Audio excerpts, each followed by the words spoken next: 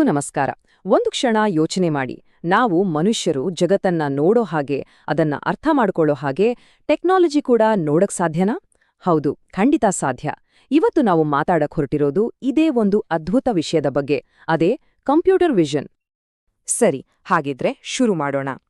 ಮೊದಲಿಗೆ ನಮ್ಗೆಲ್ಲ ಗೊತ್ತಿರೋ ಆದ್ರೆ ಮ್ಯಾಜಿಕ್ ತರ ಕಾಣಿಸೋ ಕೆಲವು ಟೆಕ್ನಾಲಜಿಗಳನ್ನ ನೋಡೋಣ. ಇವುಗಳಲ್ಲಿ ಎಷ್ಟೋ ನಮ್ಮ ದಿನನಿತ್ಯದ ಬದುಕಿನ ಒಂದು ಭಾಗವೇ ಆಗ್ಬಿಟ್ಟಿವೆ.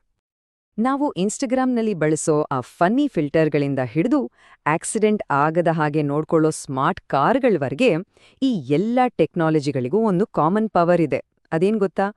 ಅವುಗಳಿಗೆ ನೋಡೋಕೆ ಆಗತ್ತೆ. ಇದೇ ನಮ್ಮ ಮುಂದಿರೋ ಮುಖ್ಯ ಪ್ರಶ್ನೆ.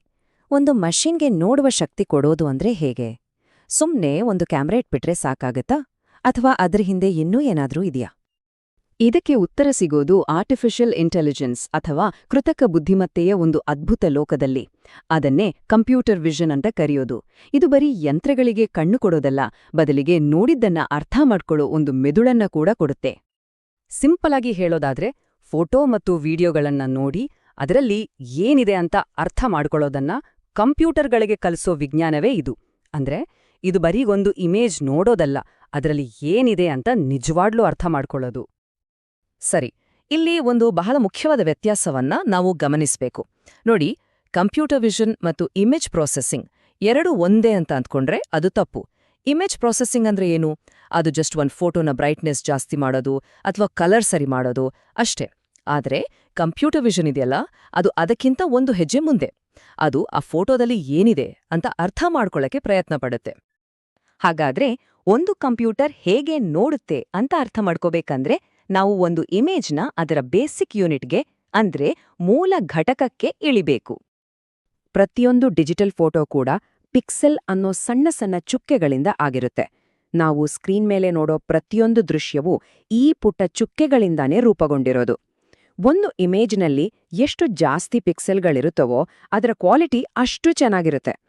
ಒಂದು ಕಂಪ್ಯೂಟರ್ಗೆ ಫೋಟೋದಲ್ಲಿರೋದು ಬೆಕ್ಕಲ್ಲ, ಅದಕ್ಕೆ ಕಾಣಿಸೋದು ಬರೀ ನಂಬರ್ಗಳ ಒಂದು ದೊಡ್ಡ ಪಟ್ಟಿ. ಪ್ರತಿಯೊಂದು ಪಿಕ್ಸೆಲ್ನಲ್ಲೂ ಕೆಂಪು, ಹಸಿರು ಮತ್ತು ನೀಲಿ ಬಣ್ಣದ ಪ್ರಮಾಣ ಎಷ್ಟಿದೆ ಅನ್ನೋ ನಂಬರ್ಗಳು. ಉದಾಹರಣೆಗೆ, ಕಪ್ಪು ಅಂದ್ರೆ ಎಲ್ಲ ಬಣ್ಣಗಳು 0, ಬಿಳಿ ಅಂದ್ರೆ ಎಲ್ಲ ಬಣ್ಣಗಳು ಫುಲ್ ಅಂದ್ರೆ ಮ್ಯಾಕ್ಸಿಮಮ್. ಪ್ರತಿಯೊಂದು ಬಣ್ಣದ ಬ್ರೈಟ್ನೆಸ್ ಅನ್ನ 0 ಇಂದ 255ರವರೆಗಿನ ಒಂದು ನಂಬರಲ್ಲಿ ಅಳೆಯಲಾಗುತ್ತೆ.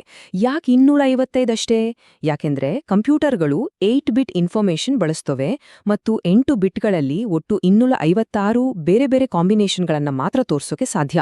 ಅಂದ್ರೆ 0ದಿಂದ 255. ಓಕೆ, ಇಮೇಜ್ ಅಂದ್ರೆ ಬರೀ ನಂಬರ್ಗಳು ಅಂತ ಗೊತ್ತಾಯ್ತು. ಆದ್ರೆ ಆ ನಂಬರ್ಗಳ ರಾಶಿಯಲ್ಲಿ ಒಂದು ಕಂಪ್ಯೂಟರ್ ಏನಾದ್ರೂ ಅರ್ಥಪೂರ್ಣವಾದ ಪ್ಯಾಟರ್ನ್ಗಳನ್ನ ಅಂದ್ರೆ ವಿನ್ಯಾಸಗಳನ್ನ ಹೇಗೆ ಕಂಡಿಡಿಯತ್ತೆ? ಉದಾಹರಣೆಗೆ, ಒಂದು ನೀಲಿ ಆಕಾಶದ ಫೋಟೋ ಇದೆ ಅನ್ಕೊಳ್ಳಿ. ಅದ್ರಿಂದ ಒಂದು ಸಣ್ಣ ಪೀಸ್ ಕಟ್ ಮಾಡಿ ಅದು ಇಡೀ ಫೋಟೋದಲ್ಲಿ ಎಲ್ಲಿಂದ ಬಂತು ಅಂತ ಹುಡುಕೋದು ತುಂಬಾನೇ ಕಷ್ಟ. ಯಾಕಂದ್ರೆ ಇಡೀ ಫೋಟೋ ಒಂದೇ ತರ ಕಾಣಿಸುತ್ತೆ.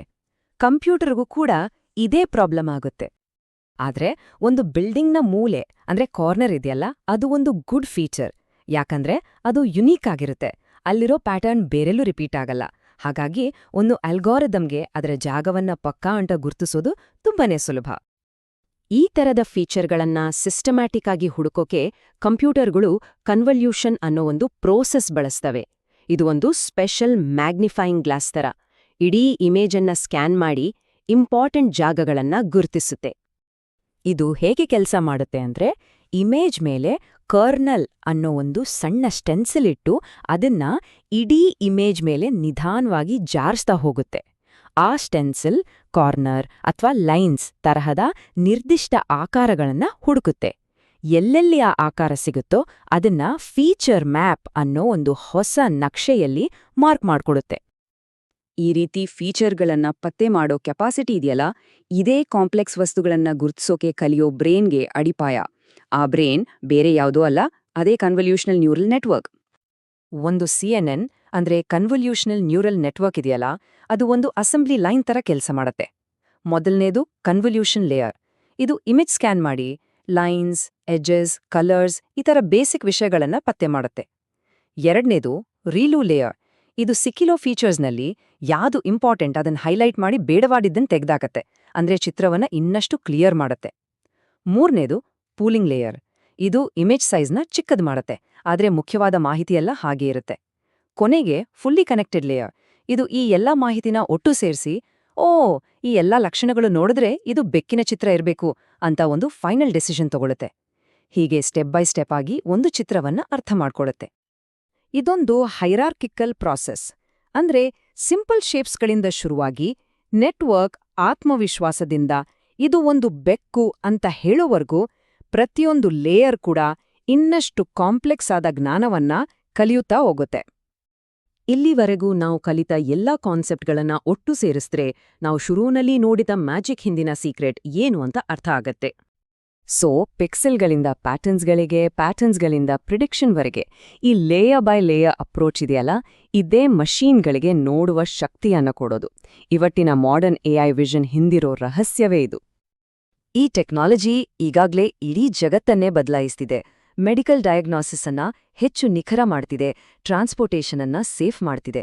ಇದರ ಉಪಯೋಗಗಳು ದಿನದಿಂದ ದಿನಕ್ಕೆ ಜಾಸ್ತಿ ಆಗ್ತಾನೇ ಇವೆ.